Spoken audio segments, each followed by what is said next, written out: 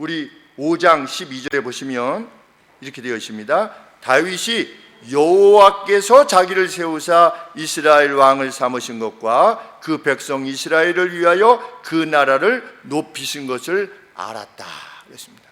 여호와께서 행하셨다는 것을 다윗은 알았습니다. 그래서 그 선한 의도로 법궤를 옮겨오려고 한 것입니다.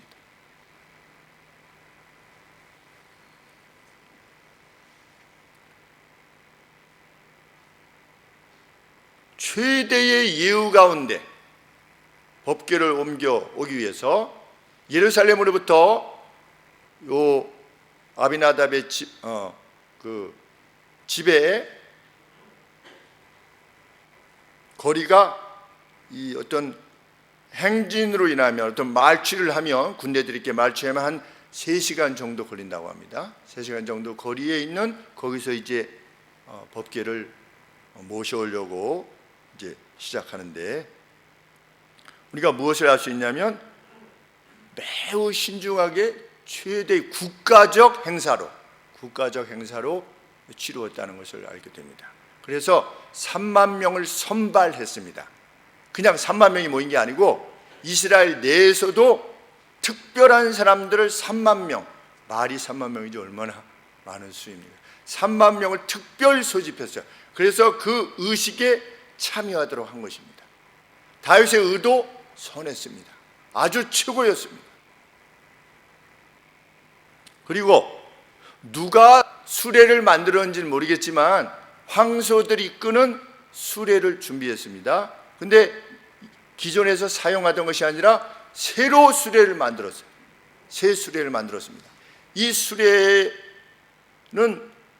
3만 명이 모여서 새 수레를 만들 정도고, 왕이 막 춤을 추면서까지 이 법궤의 이동을 기뻐할 정도면 그 수레가 무슨 옛날에 우리 보았듯이 그냥 소달구지 정도가 아닌 것이지요. 거기 얼마나 화려하게 치장을 했겠습니까? 새 것으로 만들어 놓고 그 법궤의 존엄에 맞게 새 수레를 준비해서 가는데 그 앞뒤로 온갖 종류의 풍악이 울렸다.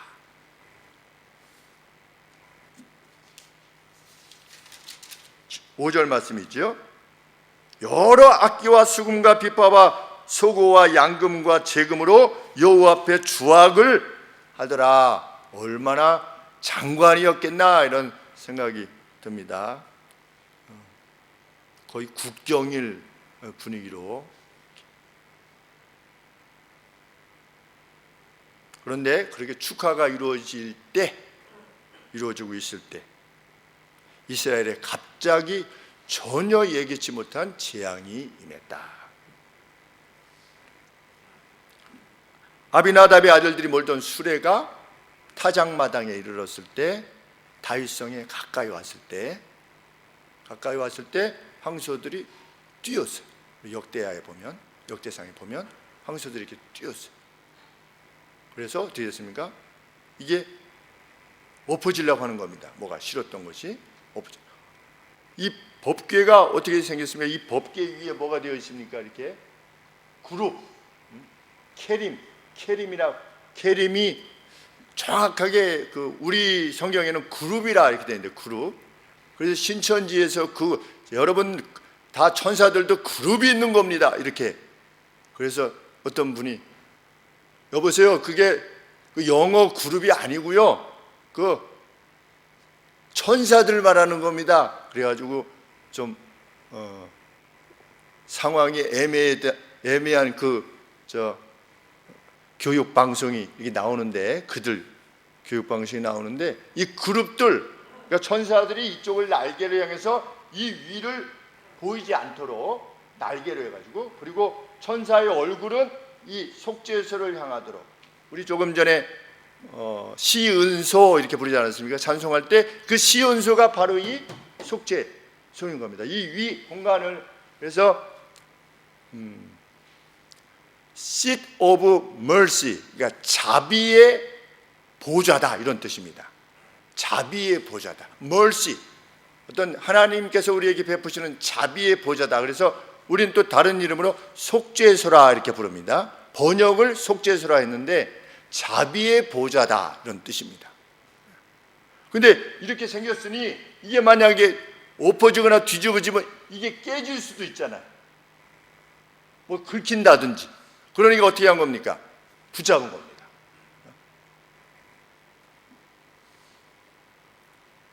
우사의 의도가 악합니까? 전혀 악하지 않았죠.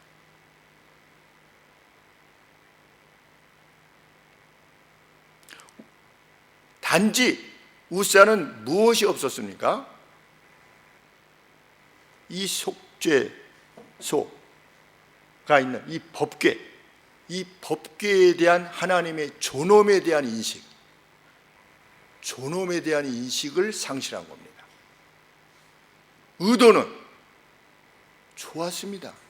뭐가 나빴겠고, 무엇이 하나님의 죽을 만큼 하나님께 잘못한 것이겠습니까? 이 내용을 가지고 이 내용만 딱 띄어서 만약에 페이스북에 올리면 무슨 반응들이 있겠습니까? 믿지 않는 사람들에게서. 니네 하나님은 정말 무서운, 그냥 잔인하구나. 잔인해. 그냥 한번 붙잡았다고 그거 붙잡을 수도 있지. 의도 자체가 뭐 이렇게 나쁜 것도 아닌데 그게 죽이실 수가 있어? 그게 공의의 하나님이야 너희 하나님이? 이렇게 말하겠죠. 그런데 성경은 무엇을 밝히는 겁니까? 하나님의 존엄은 그런 것이다. 우리 경배를 누가 받으십니까? 그 하나님이 받으시는 것입니다. 경배의 자리라고 하는 것은 그런 것이다.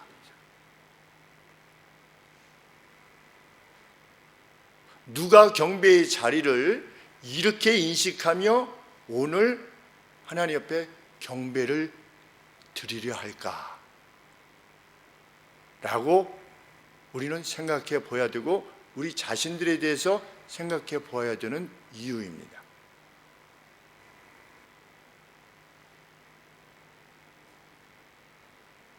그래서 가족들이 가장 손해를 봅니다. 예배 드릴 때. 왜?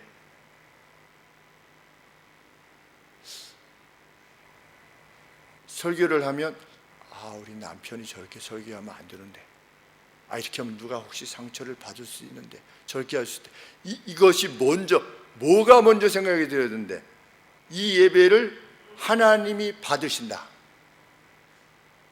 이 예배는 하나님이 받으시고 하나님이 목사를 통해서 지금 친히 말씀하고 계시다라고 하는 인식, 그것이 경배라고 했으니까. 그럼 하나님이 친히 말씀하시는가를 무엇을 통해서 확정할 수 있느냐? 계시의 말씀에 의존해서 설명하고 있느냐로 결정 나는 것입니다.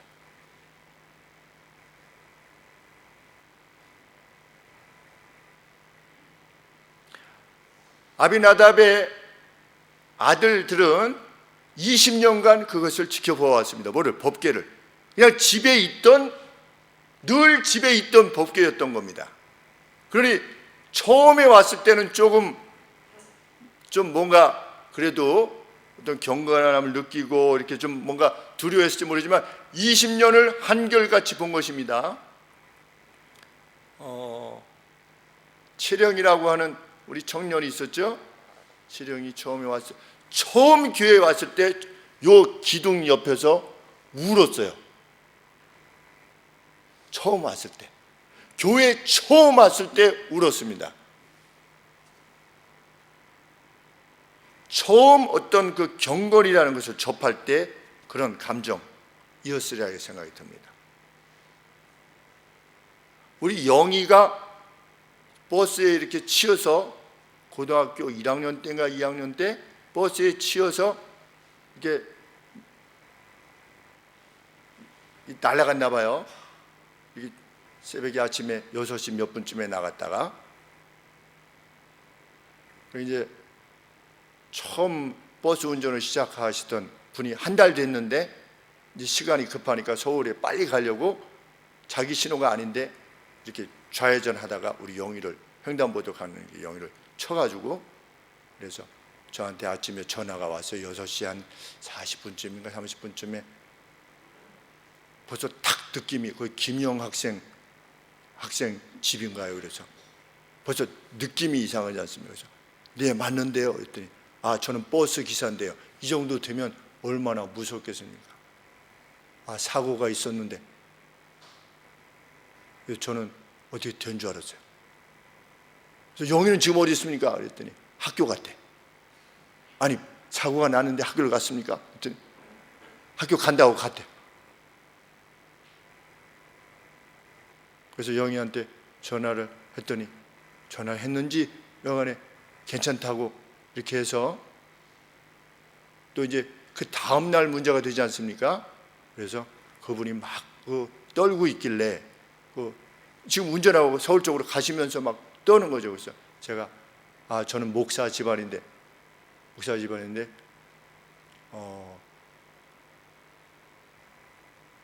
보통 다음날 문제가 많이 발생한다니까 일단 내일까지 지켜보고 일주일 내에 문제가 발생하지 않으면 우리는 전혀 문제를 삼지 않을 거니까 걱정하지 마십시오. 그리고 이제 전화를 끊었어요. 근데 저녁에 아니라 오후쯤 돼서 이분이 너무 걱정할 것 같아가지고 저희가 제 아내하고 같이 그 버스 그 종점을 찾아갔어요.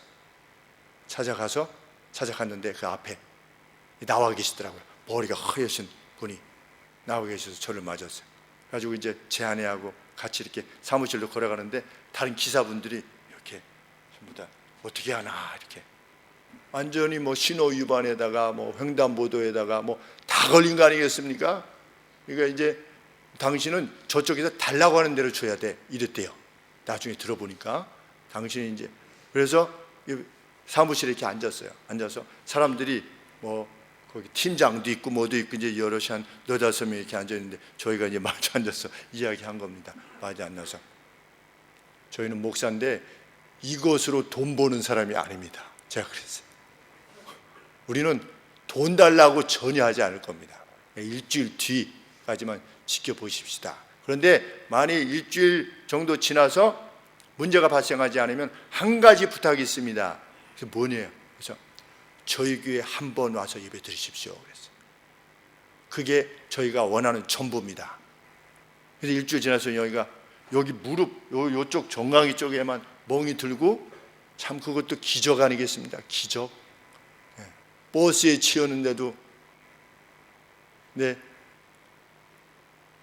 오셨어요. 그분이 오셔서 제가 마중 나갔어요. 주일날 일산에 있을 때 나갔더니 소나타 완을 타고 오셨는데 이게 다 삭아가지고 그 위에가 그래서 이렇게 누르면 너 진짜 오래됐네. 눌러보니까 이 철판이 들어갈 정도로 그렇게 낡은 우리 기부원 족속처럼 그렇게 하고 오셨던 것 같지는 않아요. 이렇게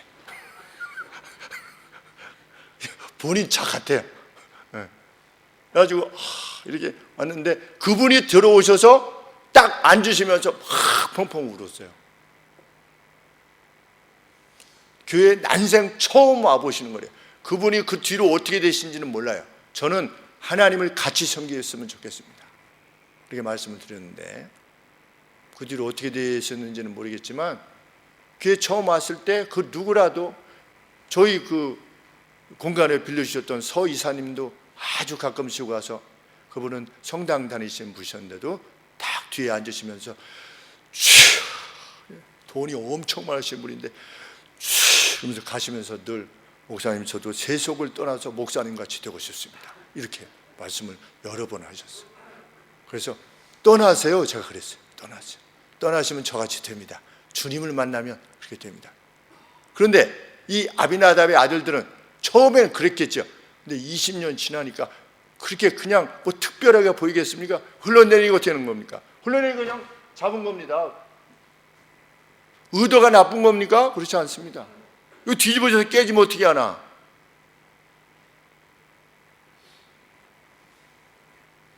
그런데 그의 행동이 하나님 앞에서의 불경이었다. 어느 정도 불경이었다? 죽을 만큼 불경이었다. 세상을 떠나야 될 만큼. 이 논리의 괴리를 어떻게 우리가 이해할 것인가? 최선을 다했으나 재앙이 임했던 것은 그가 하나님의 말씀대로 행하지 않았기 때문에, 하나님 말씀대로 행하지 않으면 최선을 다해도 불경입니다.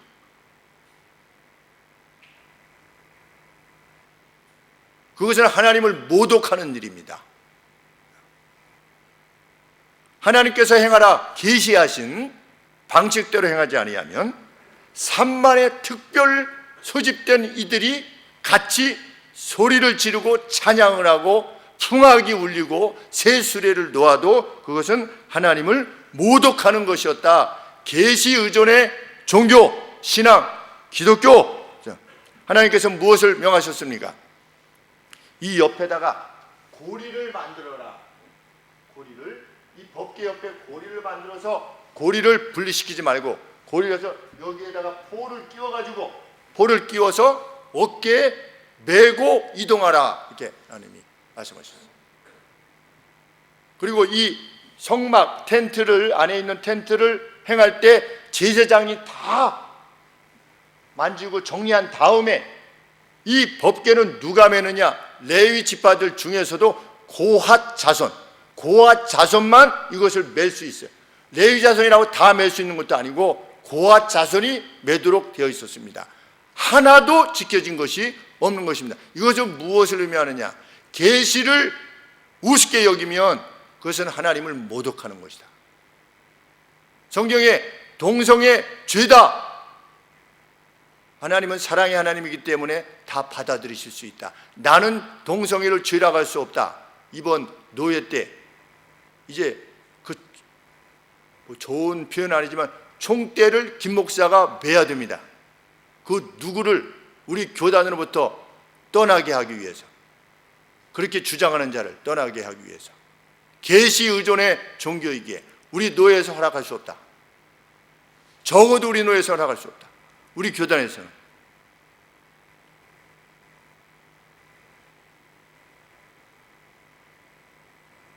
출애굽기 22장, 25장, 22절에서 하나님께서 뭐라고 말씀하셨냐면 내가 너희를 거기서 만날 것이다.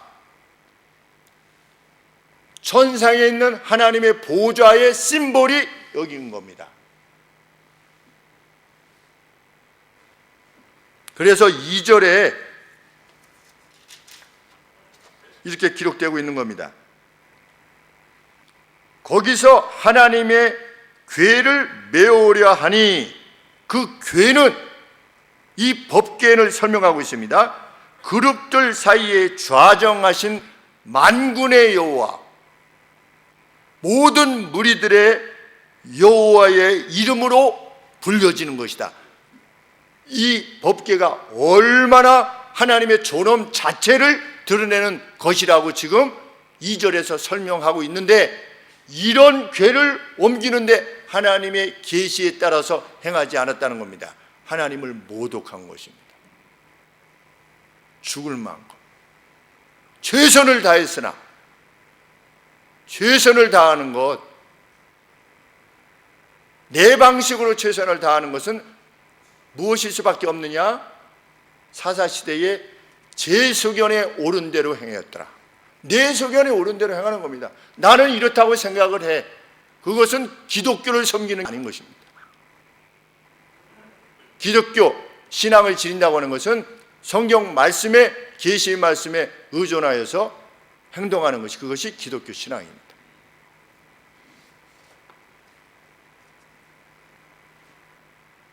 하나님께서 그를 치신 것은 단지 그만의 문제가 아니었습니다.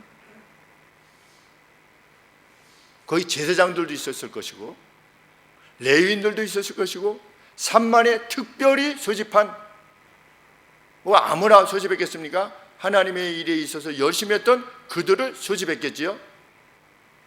그리고 심지어 다윗도 있었습니다. 그러나 그 누구도 이 일을 제기하지 않았습니다. 놀랍지 않습니까? 그래서 교회는 민주주의가 아닌 것입니다. 하나님의 계시가 이끌어져 가는 곳이, 공동체가 교회입니다.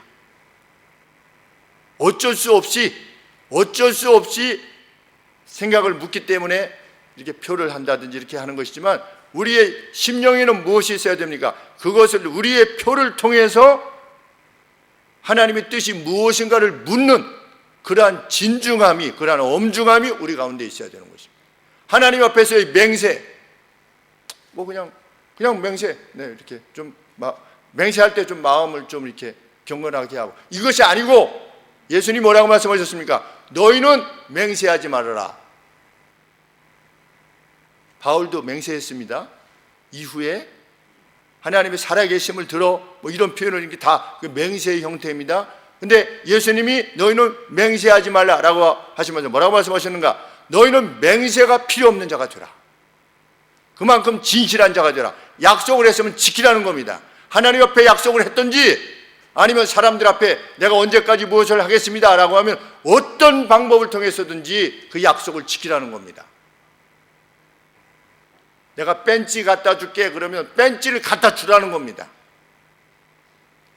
2, 3일 내에 한번 만납시다, 뭐 그런 말 쉽게 하지 않습니까? 다음 주에 한번 뭐 만나지 뭐. 그러면 진짜 만나라는 겁니다. 그냥 던지지 말고.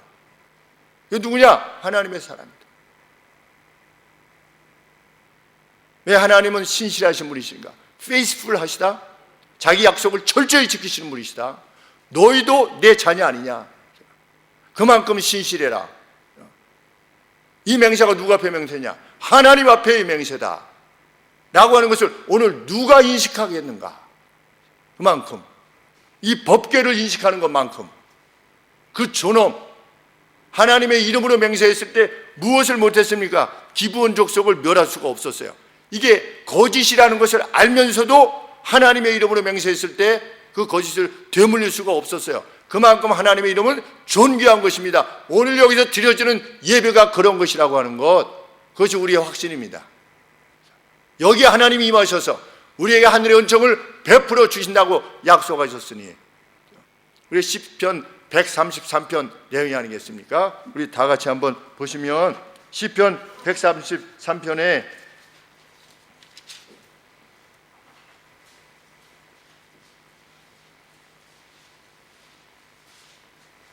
우리가 잘 아시는 말씀입니다. 형제들이 성도들이 연합하여 유니티 안에서, 하나됨의 안에서 거함이 어찌 그리 선하고 아름다운고. 쭉 3절 제일 마지막 절에 여호와께서 거기서가 뭡니까? 형제들의 연합, 그 공동체 안에서 복을 명하셨나니 곧 영생이로다. 우리는 여기서 무엇을 하나님 앞에 받을 것이라 확신하는 겁니까? 영원한 생명을 우리가 누리고, 이미 누리고 또 누릴 것이라고 믿는 것입니다. 그것이 우리의 경배입니다. 그래서 단 한 주라도 이 생명으로부터 벗어날 수 없음을 우리는 확신하여 행하는 것입니다. 그저 그럴 수 있는, 늘상 있을 수 있는 그러한 예배일 수 없음을 우리는 확신하는 것입니다.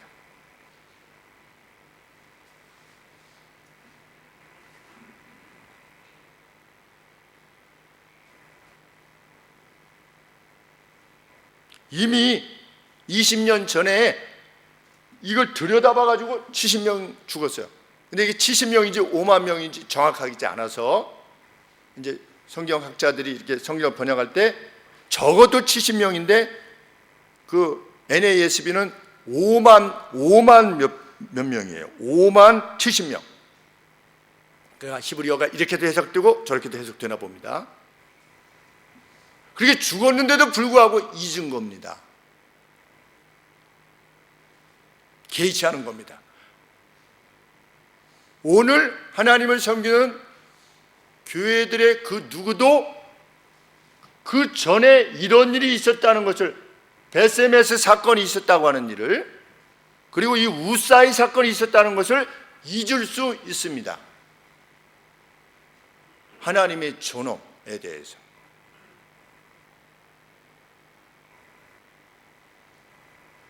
과연 오늘 하나님의 존엄에 대해서, 하나님이 마땅히 받으셔야 되는 존엄, 그 영광에 대해서 성경이 가르치고 있는 바에 대해 우리가 어떤 그 판단을 내릴 때 그게 전부거든요. 하나님이 받으셔야만 되는 영광.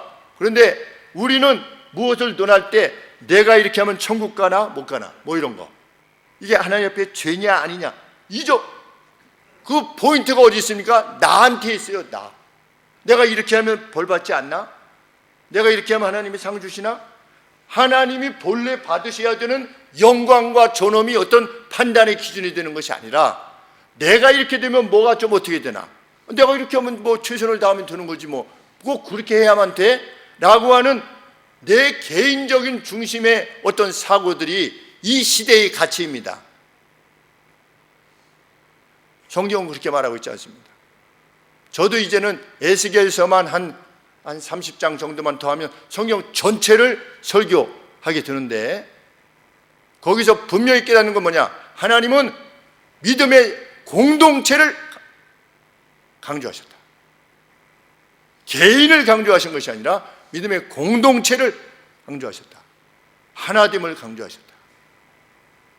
오늘 저녁에도 물론 그 말씀이 설교될 것이지만,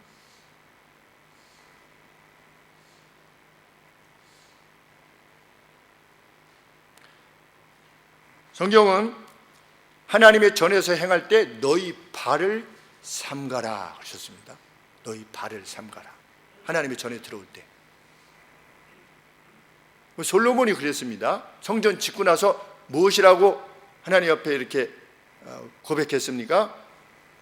하늘의 하나님께서 어떻게 인간이 손으로 지은 전에 거하실 수 있겠습니까? 거할 수 없다는 거죠. 솔로몬도 그것을 알았습니다. 그런데 그 솔로몬이 뭐라고 가르치는 겁니까? 너희는 하나님의 전에 들어올 때 어떻게 해라? 네 발을 삼가라. 왜? 경배 받으시는 자리이기 때문에. 여기가 성소입니까 아닙니까? 이것이 성소예요 아니에요? 거룩한 장소입니까 아닙니까? 거룩한 장소지요. 왜? 하나님의 이름으로 불리기 때문에. 하늘소망교회 하나님의 이름으로 불리기 때문에. 그냥 보면 그냥 나무로 만든 거예요. 그냥 그게 붙잡아도 되고 이렇게 하는 것도 그러나 하나님의 이름으로 말씀이 선포되어지는 강단입니다. 이 강단에 대한, 이 교회에 대한 그 엄중한 인식, 하나님의 말씀, 하나님의 권능에 대한 인식을 지닌 채로 하나님께 경배 드리기를 우리 하나님은 원하시는 것입니다. 누군가 그렇게 하나님을 경배할 때 나의 신됨을 너희에게 보여줄 거다. 우리는 그 기쁨과 그 감격으로 하나님 앞에 나오는 겁니다. 그래서 무엇이든지 구할 수 있는, 구하지 못할 것이 없는 그런 확신을 가지고 나와서 하나님 옆에 경배할 수 있는 이유는 우리의 경배를 받으시는 하나님이 그토록 존엄하신 분이시기 때문에. 그래서 저도 우리 구약 신학자들한테 들은 것이, 우리가 여호와 또는 야훼 그러지 않습니까? 야훼. 그런데 모음만 남았다고 하지 않습니까? 모음만. 왜? 하나님의 이름을 이렇게 직접 부를 수가 없어서, 너무 그 하나님의 이름을 직접 부르는 것이 불경이라고 생각했기 때문에 거기 할 때 모음을 이렇게 안 하고 어떤 식으로 했는지 모르겠지만, 그러니까 하나님이면 우리로 치면 히읗, 니은, 니은만 있는 겁니다. 그래서 이게 여호와라고 이렇게 소리를 냈을 거다. 어떤 사람은 야훼라고 소리를 냈을 거다. 자음은 남아 있으니까. 이거 모음이 그럴 정도로 하나님의 성호가 존귀하다는 사실을 인식하면서 주의 전에 임할 때 발을 삼가며 정말 하나님을 만나는, 주님, 우리가 주를 만나러 왔습니다. 천지를 지으신 주를, 하늘과 땅을 만드시고 모든 생명체를 만드시고 이 아름답고 정말 미스테리어스한 이 오묘한 세상을 이끄시는 하나님 앞에 우리가 경배하러 왔습니다. 라고 하는 것이 우리의 경배다.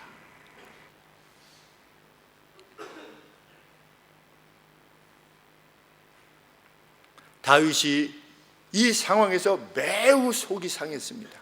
우리 성경에 화가 났다고 그러는데 그래서 제가 아니 다윗이 하나님 앞에 할래? 그래가지고 찾아보니까 그게 속이 많이 상한 겁니다. 속이 지금 상황이 이렇게 된 거에 대해서 쫙 가야 되는데 그리고 두려워한 겁니다. 다윗이 두려운 사람이 어떻게 화를 냅니까? 속이 상하면서 동시에 두려워한 건데 그것을 뭐라고 불렀더라? 베레스 우사라, 우사의 위반이다 이런 뜻입니다. 우사의 위반, 우사가 위반했다는 겁니다. 뭘 위반했습니까?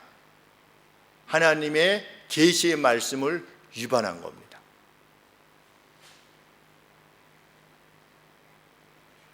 다윗도 미처 인식하지 못했었지요. 그래서 다윗이 그 두려워서 어떻게 했습니까? 9절에 이 여호와의 법궤가 어떻게 내게로, 잘못하면 어떻게 되는 겁니까? 자기도 끝장일 수 있는 겁니다. 그러니까 과연 하나님이 이 진노를 어디까지 머금으셨는지 모르잖아요.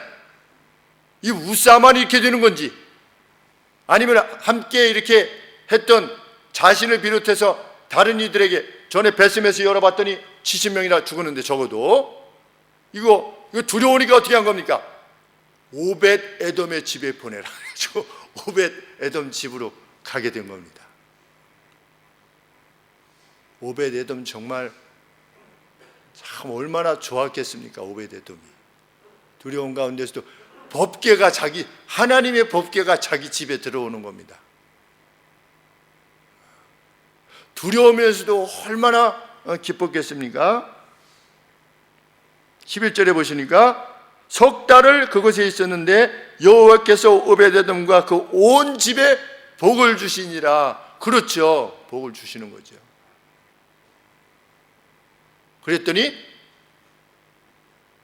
다윗이 이 소식을 듣고 무엇을 확인했습니까? 아, 하나님의 진노가 끝났구나 라고 해서 이제 다시금 처음부터 다시 하는 겁니다. 이제는 달리 12절에 하나님의 궤를 기쁨으로 메고 그랬는데 그 히브리어 단어는 똑같더라고요. 메고. 그러니까 브링업이라고 이렇게 되어 있는데 이제 모셔온다, 모셔 올린다. 가서 이제 모셔오는 겁니다. 이거를 오벳 에돔의 집에서 다윗 성으로 올라갔을 때 13절에 여호와의 궤를 맨 사람들이 하나님의 법대로 여호와의 궤를 맨 사람들이 달구지가 간 게 아니라 6걸음을 행하며 다윗이 소와 살진 것으로 제사를 드렸고, 왜 6걸음이 나왔을까? 7걸음, 6걸음. 이거 무엇을 의미하는가? 이제 딱 메고 조금 이게 출발한 겁니다. 그런데 무엇이 확인되어져야 됩니까? 하나님의 진노가 완전히 정말 끝난 것인가? 이거 확인되어져야죠. 근데 이제 매국 하나님이 만약에 안 끝나졌으면 매던 자들이 어떻게 뭐 죽는다든지 이렇게 되지 않겠습니까? 근데 6걸음 정도 이렇게 막 가는데도 아무런 문제가 발생하지 않는 겁니다. 그러니까 어떻게 한 겁니까? 다윗이 하나님 앞에 제사를 드리는 겁니다. 감사해서. 그리고 끝에 다 옮기고 나서도 하나님 앞에 번제와 화목제를 드립니다. 감사함으로. 그것이 하나님께서 받으셔야만 되는, 오늘 경배를 통해서 받으셔야만 되는 그 영광과 존엄이라는 것이죠.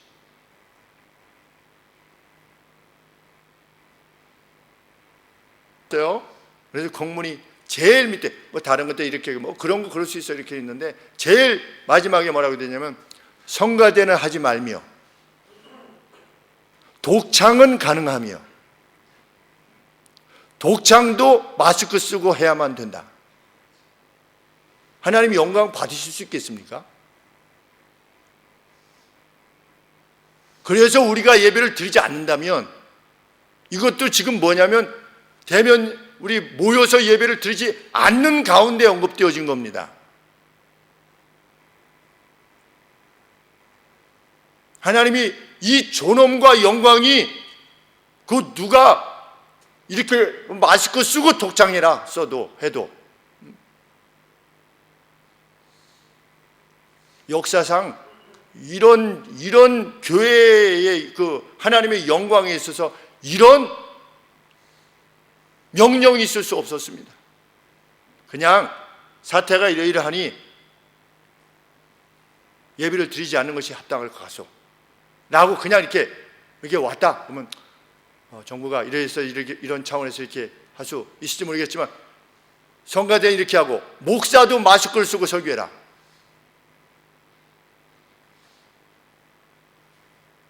이것이 이 법궤의 존엄과 맞냐 이거지요.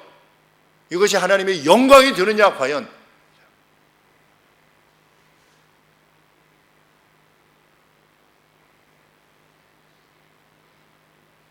그 누가 하나님의 영광이 그렇게 가리워지기를 정말 원하는 것인가?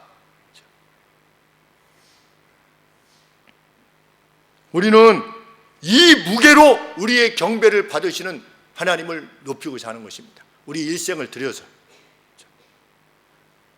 그것이 우리의 생명을 가져가는 할이 있다 할지라도. 그래서 우리 믿음의 앞선 선진들은 이것을 보았기에 우리 유명한 폴리갑의 언급이 있지 않습니까?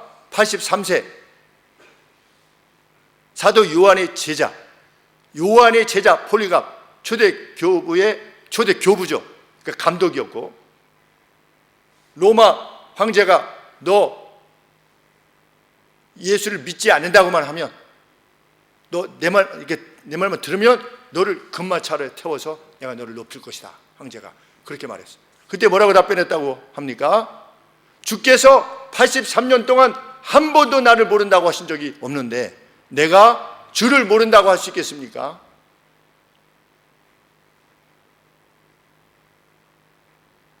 이 존엄의 하나님께 자기의 일생을 들여서 경배 드리는 것이죠. 내가 뭐 천국 가냐 지옥 가냐 뭐 이게 죄냐 아니냐 이게 뭐 예배냐 아니냐 이것이 아니라 이 존엄을 생각하면 마땅히 행할 바가 있는 것이요. 여호와께서 거기에 복을 명하셨으니 곧 영생이로다. 오늘 아침에 우리 정경주 집사님께서 61세 되신 장로님께서 세상을 떠나셨다라고 하는 교회 일 열심히 감당하시던 또 증언도 많이 행하시던 그 성함이 어떻게 되시다고 그랬죠? 이희돈 장로님이라는 분이 떠나셨대요. 저보다 2살 많으신 겁니다. 언제 우리가 갈지 몰라요. 정말 신앙이라고 하는 것은 영원에 관계되어진 것에 자기의 전부를 바치는 것과 마찬가지입니다. 신앙이란 그렇습니다. 그게 아니라면 사람의 교훈으로 받는 것이라 성경이 이렇게 언급하고 있죠. 사람의 교훈으로 받는 것이다. 영혼에 관계되는 것으로 인식하지 않는다면 이 존엄한 하나님,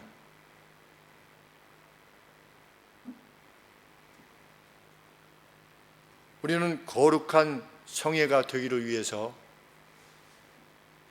온 힘을 다하여 동일한 확신을 가지고 함께 나갈 것이며 여기 하나님의 영광을 우리 각각의 삶에서 반드시 드러내 주시리라 믿습니다. 오벳 에돔의 집이 복을 받았듯이 우리 역시 복을 받게 될 것입니다. 이 높임이 우리의 믿음 생활 내에 온 생애 전 방위의 우리의 삶의 영역에 있어서 그것이 가장 확인되어지는 것이 곧 예배입니다. 예배에서 실패하면 삶에서 성공할 수가 없는 것입니다. 예배에 성공할 때 삶에서 성공하리라 믿고 하나님께서 그 복됨을 우리에게 허락해 주실 것이라 믿는 것입니다. 기도하겠습니다. 하나님, 받으셔야만 되는 마땅한 영광을 저희의 경배를 통하여 받으시기를 소원합니다. 일주일에 한 번의 예배가 아니라 하나님, 이 예배로 이어지는 우리의 삶의 내용 전부를 통해서도 하나님께서 영광을 받으실 줄 믿사옵나이다. 우리가 주 안에서 그렇게 있을 때 세상 사람들이 우리를 고난의 자리에 있게, 혹 손해의 자리에 혹 있게 한다 할지라도, 하나님, 비난과 조소의 자리에 우리가 있게 될지라도 너희들은 무슨 말을 할까 걱정하지 말고 성령 하나님께서 주시는 말씀을 행하라고 하신 그 말씀 그대로 하나님, 주를 높이고자 할 때 그 모든 상황에 있어서 마땅히 주의 영광을 드러낼 말을 우리에게 주시리라 믿습니다. 함께 확신하며 나아가는 주의 백성들에게 하늘의 복을 더하여 주시기를, 각양 좋은 은사들을 더해 주실 줄 믿고, 하나님, 이후로 하나님께서 교회에 부으실 그 은총을 확신하며 소망하며 함께 나아가고자 합니다. 우리로 보게 하여 주시고 증언케 하여 주시옵소서. 예수 그리스도 이름으로 기도합나이다. 아멘.